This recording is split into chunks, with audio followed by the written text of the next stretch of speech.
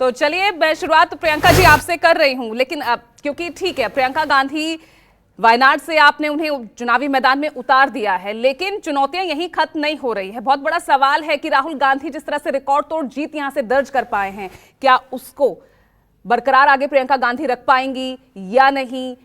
भाई वायनाड छोड़कर रायबरेली चुनना राहुल गांधी, कहीं वायनाड की जनता ना नाराज हो जाए, और ऊपर से यहां पर आपके सामने आपके ही सहयोगी एक चुनौती बनकर तो खड़े हुए हैं। लेफ्ट पार्टीज मजबूत कैडर के मजबूत नेता को उतार दिया है मैदान में। देखिए पूजा जी, लंबे समय से कांग्रेस का एक एक कार्यकर्ता ये चाहता था कि आदरणीय प्रियंका गांधी जी संसद में जाएं और उनके मुद्दे उठाएं। तो मुझे लगता है कि आज वो जाकर कहीं ये जो सपना है, जो कार्यकर्ताओं का उत्साह बढ़ाने का जो काम किया गया है, वो वाकई में पार्टी के लिए बड़ा जो है फलीभूत साबित हो। एक बात मैं जरूर कहना चाहूंगी कि जो सामने वाला जब कैंडिडेट स्ट्रांग होता है लड़ाई में, तभी जो है ना डिसाइड करने का मौका मिलता है, जनता को भी ऑप्शन मिलता है कि उन्हें किसे चुनना है। और लगातार कांग्रेस पार्टी और आदरणीय राहुल गांधी जी, या उससे पहले की हिस्ट्री देखी जाए तो लगातार एक बड़े बहुमत के अंतर के साथ जीतते रहे। और मुझे लगता है कि वायनाड की जो जनता है वो इस बार फिर और ज्यादा बहुमत से जो है आदरणीय प्रियंका गांधी जी को संसद में पहुंचाने का काम करेगी। और देश भर के मुद्दे जो महिलाओं से जुड़े हुए हैं, जो जो वाकई में जनता के मुद्दे हैं, उनको उठाने का काम करेगी। और ऐसा नहीं है कि वो पहली बार राजनीति में, लगातार 20 साल से वो राजनीति में पूरी तरीके से एक्टिव है। चाहे वो माता जी का चुनाव हो, चाहे वो भाई का चुनाव हो, सभी के चुनाव में वो लगातार सक्रिय भूमिका में रही है। उत्तर प्रदेश में भी जो 2024 के चुनाव थे, आप देखें कि उसमें हम 17 सीटों पर लड़कर 6 सीटें जीत लेते हैं। तो ये भी अपने आप में उनकी मेहनत का नतीजा है, जो आज पूरा जो कांग्रेस पार्टी देख रही है, पूरा देश देख रहा है। बात मैं ये करना चाहूंगी कि जो आप कह रहे हैं कि आप यहाँ तो गठबंधन के रहते हैं और उसके बाद आप जाके वहां पर अपोजिशन में लड़ते हैं, तो हकीकत ये है कि सभी पार्टियां अपना अपना क्षेत्रीय अस्तित्व रखती हैं, और क्षेत्रीय अस्तित्व में वो पार्टी के साथ विलय नहीं करती हैं।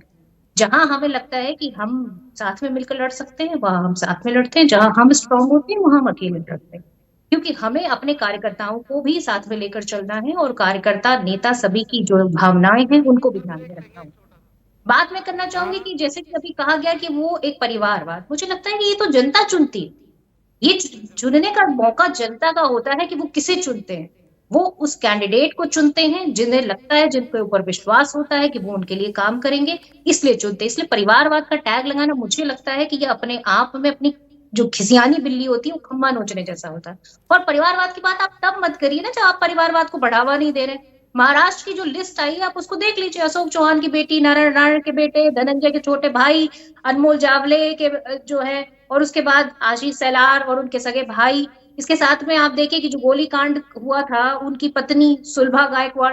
ये सब क्या है? यानी ये आपको पता पूरा था एक कि तरीके जैसे प्रियंका गांधी उतरेंगे मैदान में, परिवारवाद का जो टैग है एक बार फिर से विपक्षी सत्ता पक्ष की तरफ से आप पर लगाया जाएगा, तो पूरी तैयारी के वो साथ आ जा पाइए खानदान प्रियंका को जी। देखिए, फिर दूसरों को दिखाइए। परिवारवाद का अगर आप विरोध करते हैं तो खुल के करिए। उत्तर प्रदेश आते हैं तो आप परिवारवाद लेकर साथ में खड़े हो जाते हैं, चाहे वो अपना दल हो, चाहे आरएलडी हो, चाहे वो जो है आपका सुभाषपा पार्टी हो, कोई भी पार्टी हो, आप साथ में लेके खड़े हो जाते हैं। तब आपको नहीं दिखता कि परिवारवाद है। तो परिवारवाद की अगर आप आलोचना करते हैं तो परिवारवाद पे प्रहार आप परिवारवादियों को टिकट देकर ना करिए। आप वाकई में आप मूर्ख समझते हैं क्या इस देश की जनता को? आप भ्रष्टाचार की बात करते हैं, भ्रष्टाचारियों को अपनी वॉशिंग मशीन से धुल लेते हैं। तो अब ये जनता समझ चुकी है कि ये सिर्फ कथनी और करनी वाले हैं, इनके खाने के दांत कुछ और, दिखाने के दांत कुछ और। हकीकत ये लेकिन है, आज लेकिन अपने खुन्नस प्रियंका जी बिल्कुल आपने परिवारवाद पर जो कहा, अभी तो मेरे साथ बीजेपी की तरफ से है नहीं, राधिका खेड़ा कुछ ही देर में ज्वाइन करने वाली हैं, मैं उनसे जरूर सवाल पूछूंगी। लेकिन जब जब प्रियंका गांधी को जिम्मेदारी दी गई है तो वो जिम्मेदारी विफलता में बदली है। यूपी चुनाव को लेकर 2022 में बड़ी बड़ी जिम्मेदारी उन्हें दी गई थी, लड़की हूं लड़ सकती हूँ कैंपेन भी चलाया, लेकिन क्या हश्र हुआ पार्टी का वहां पर। देखिए, मुझे लगता है कि राजनीति में अगर महिलाओं की भागीदारी सुनिश्चित करने के लिए उन्होंने एक ठोस कदम उठाया, तो वो कहीं बेकार नहीं जाएगा।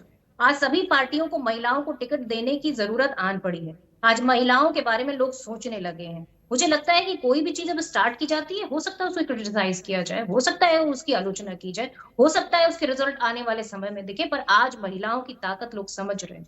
आज राजनीति में महिलाओं की जो भागीदारी, उसके लिए सवाल उठ रहे हैं। और मुझे लगता है कि यही सफलता है। और इस सफलता को अगर हम उस आईने से देखें कि हाँ वोटों की गिनती के आईने से देखें, तो मुझे लगता है 2024 के रिजल्ट आपके सामने हैं। और इसमें कोई दो राय नहीं कि उनका अथक परिश्रम रहा। लगातार वो यूपी से आज भी जुड़ी हुई है और यूपी के सभी मुद्दों में बराबर की भागीदारी है। और आज वायनाड की जनता पूरी तरीके से आश्वस्त है कि जिस तरह से अभी लैंडस्लाइड हुई, जिस तरह से आदरणीय राहुल गांधी जी, आदरणीय प्रियंका गांधी ठीक जी है। वहां गए, लोगों का दुख बांटा, उनके लिए जो भी कर सकते ठीक थे है वो सुशील व्यास जी, अब कैसे